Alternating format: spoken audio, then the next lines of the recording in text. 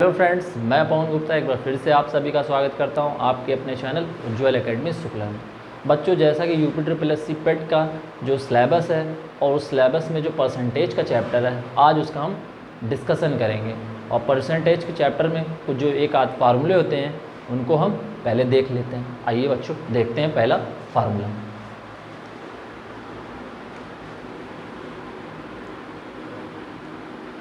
वृद्धि प्रतिशत बराबर होता है 100 इंटू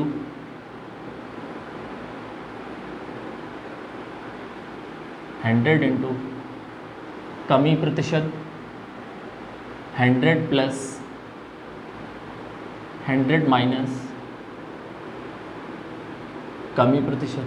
दूसरा फार्मूला होता है कमी प्रतिशत बराबर 100 इंटू वृद्धि प्रतिशत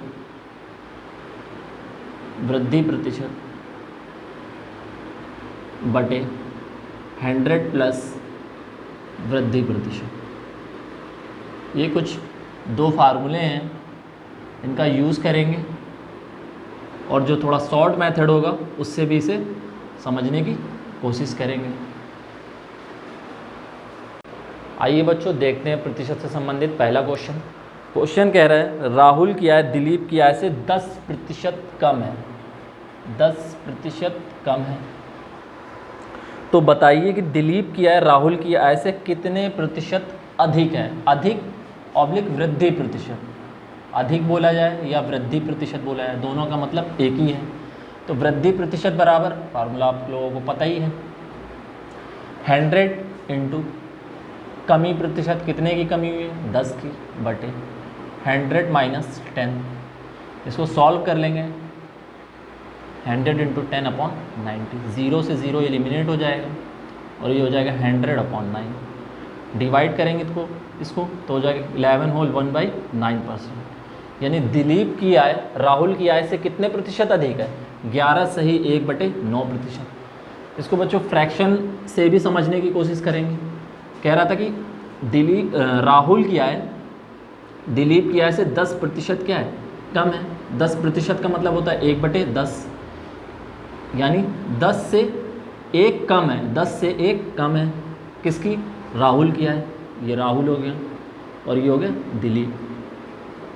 क्वेश्चन में पूछ रहा था कि दिलीप की आय राहुल की आय से कितने प्रतिशत, जिससे तुलना कर रहे हो, राहुल से तुलना करने के लिए कह रहा है कि राहुल की आय से कितने प्रतिशत अधिक है। तो उसको लिख देंगे हर में, और कितनी अधिक है, 1 अधिक है, इंटू 100, यानी 100 अपॉन 9 को सॉल्व जब करेंगे तो आ जाएगा 11 होल 1/9%।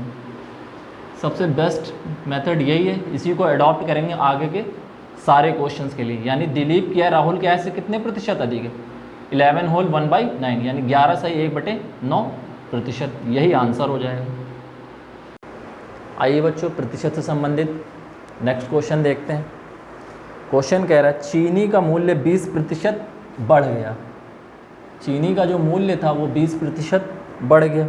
उपभोक्ता पहले जितने व्यय में कितने प्रतिशत कम चीनी प्राप्त करेगा। यानी क्वेश्चन कमी प्रतिशत ज्ञात करने के लिए कह रहा है, कितने प्रतिशत कम चीनी प्राप्त करेगा। यानी कमी प्रतिशत बराबर होता है 100 इंटू वृद्धि प्रतिशत, यानी 20 अपॉन 100 प्लस वृद्धि, कितने की वृद्धि हुई, 20 की। इसको सॉल्व कर लेंगे, 100 इंटू 20 अपॉन 120, 0 से 0 एलिमिनेट, 2 से 6 टाइम, 2 से 3 टाइम्स, 2 से 50, यानी कि 50 अपॉन 3, 50 अपॉन 3।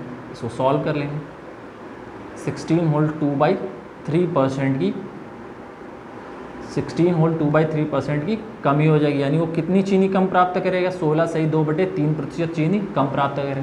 इसको पहले वाले तरीके से समझेंगे, 20% की वृद्धि हो रही है। 20% की फ्रैक्शनल वैल्यू होती है 1/5। इसको लिखा जा सकता है 5 से 6, कितने की वृद्धि हो गई, 1 की वृद्धि हो गई। कह रहा है पहले वो कितनी कम चीनी प्राप्त करेगा पहले की तुलना में। तो कितनी कम चीनी प्राप्त करेगा, 1, कहाँ से, 6 से, इंटू 100। यानी 100/6, इसको एलिमिनेट कर लेंगे 50/3, इट मीन्स 16 होल 2/3% की कमी, यानी कि उसको उसी मूल्य पर कितने प्रतिशत कम चीनी मिलेगी, 16 सही 2/3%। यही आंसर हो जाएगा। इसको समझने की कोशिश करिएगा। अब जो नेक्स्ट क्वेश्चंस होंगे वो सारे इसी तरीके से होंगे, फार्मूले हैं, फार्मूले से भी किए जा सकते हैं।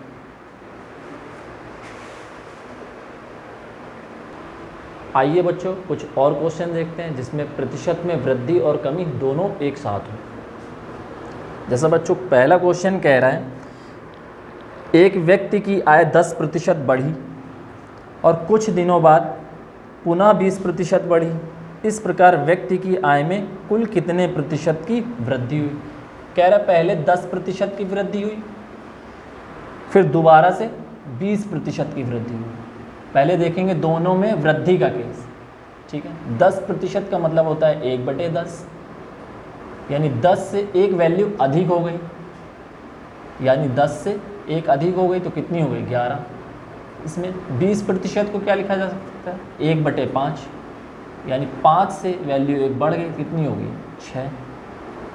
इन दोनों का आपस में प्रोडक्ट करेंगे, ये हो जाएगा 50 और ये हो जाएगा 66। अगर ये एलिमिनेट हो रहे हैं तो आपस में कैंसिल आउट कर लेंगे, 25 33। अब कितने प्रतिशत की वृद्धि हुई, पहले थी 25, अब कितनी होगी 33, तो कितनी बढ़ गई है, कितनी बढ़ गई 8 बढ़ गई है। वृद्धि प्रतिशत कितनी बढ़ गई 8। कहाँ से, इनिशियल वैल्यू क्या हो जाएगी 25 इंटू 100, 25 4 ज़ा 100, 8 4 ज़ा 32, यानी कि उसकी आय में कुल कितने प्रतिशत की वृद्धि हुई, 32% की कुल वृद्धि होगी। यही क्या हो जाएगा आंसर। एकदम आसान सा क्वेश्चन है, इसे समझने की कोशिश करिए। आइए बच्चों इसी कॉन्सेप्ट पे बेस्ड नेक्स्ट क्वेश्चन देखते हैं। नेक्स्ट क्वेश्चन कह रहा है, एक व्यक्ति की मजदूरी पहले 20% बढ़ी, पहले 20% बढ़ी, परंतु कुछ ही दिनों बाद मजदूरी 10% घट गई। पहले वाले, इससे ठीक पहले वाले क्वेश्चन में क्या था, दोनों में वृद्धि थी, इस बार क्या है एक बार वृद्धि हो रही है और एक बार कमी हो रही है।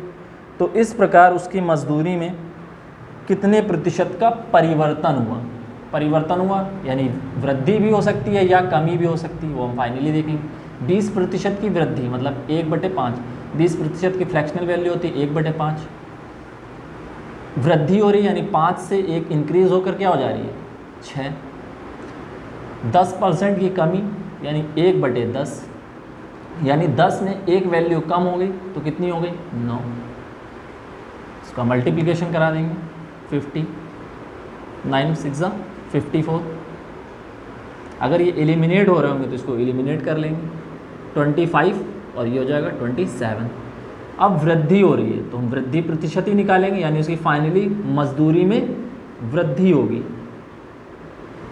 तो वृद्धि प्रतिशत कितनी वृद्धि हुई, 2 की वृद्धि हो गई, अपॉन प्रारंभिक मान यानी प्रारंभिक वैल्यू या इनिशियल वैल्यू अपॉन 25 इंटू 100, 25 4 ज़ा 100, 4 2 ज़ा 8, यानी 8% की उस व्यक्ति की मजदूरी में क्या हो जाएगा इंक्रीमेंट। यही आंसर हो जाएगा, यही क्या हो जाएगा आंसर। एकदम बच्चों आसान से क्वेश्चंस हैं, इनको समझने की कोशिश करिएगा और ये जो पेट का एग्ज़ाम है उनमें पूरी संभावना है कि इस तरह के क्वेश्चंस आएंगे।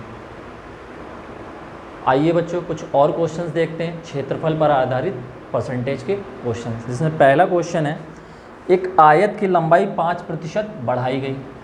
आयत की जो लंबाई थी उसको 5% बढ़ाया गया और चौड़ाई 10% बढ़ाई गई, चौड़ाई 10% बढ़ाई गई। इस प्रकार उसके क्षेत्रफल में कितने प्रतिशत की वृद्धि हुई। तो क्षेत्रफल बराबर क्या होता है, क्षेत्रफल बराबर it means area is equal to होता है L इंटू बी, यानी लेंथ इंटू ब्रेड्थ। पहले कह रहा है क्वेश्चन में कह रहा है लेंथ जो है वो 5% बढ़ाई गई है, यानी जो परसेंटेज इसको फ्रैक्शन में कन्वर्ट कर लेंगे, यानी कि कितने 20 से वैल्यू एक इंक्रीज़ हो गई तो 20 से 21 हो गई। और ब्रेड्थ जो है जो चौड़ाई है वो 10% बढ़ाई गई है, यानी 1/10 यानी 10 से 11 हो गई। इसका प्रोडक्ट कर लेंगे, ये हो जाएगा 200, और जब इसका प्रोडक्ट करेंगे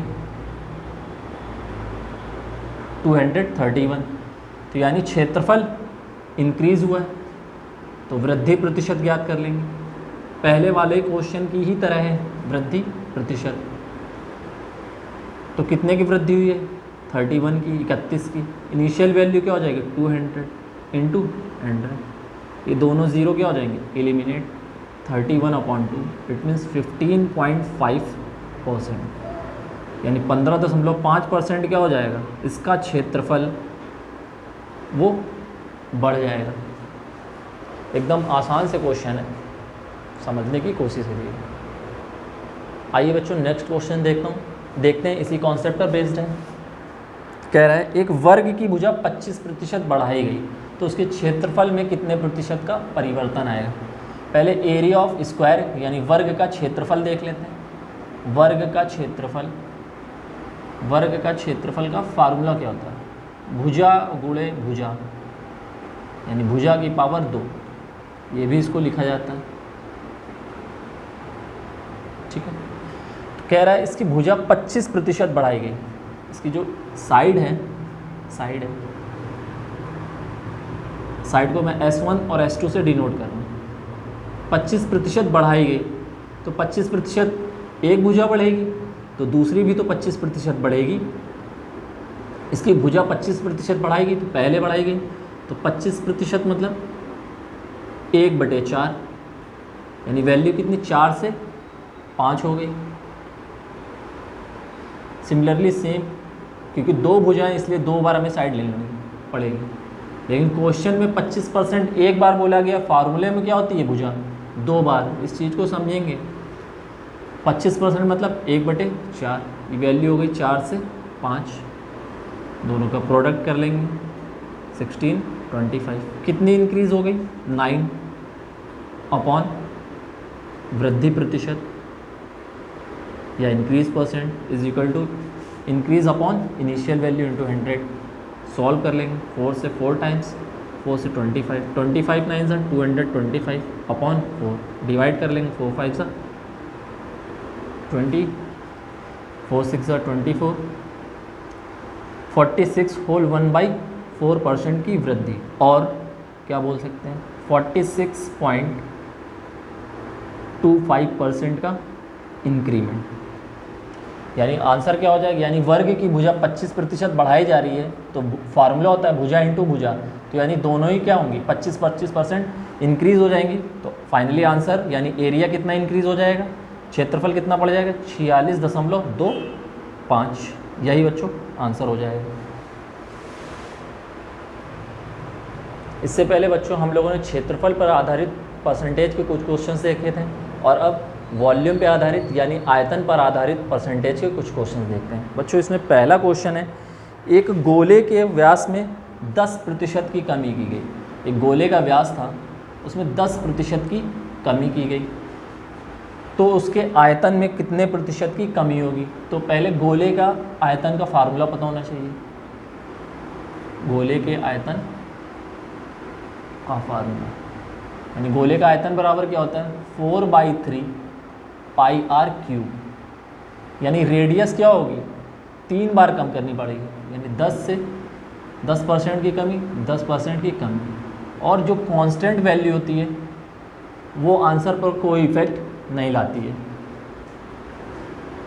यानी 10% मीन्स 1/10, यानी 10 से 9। एक की कमी हो जा रही है 10 से 9, अगेन 10 से 9, अगेन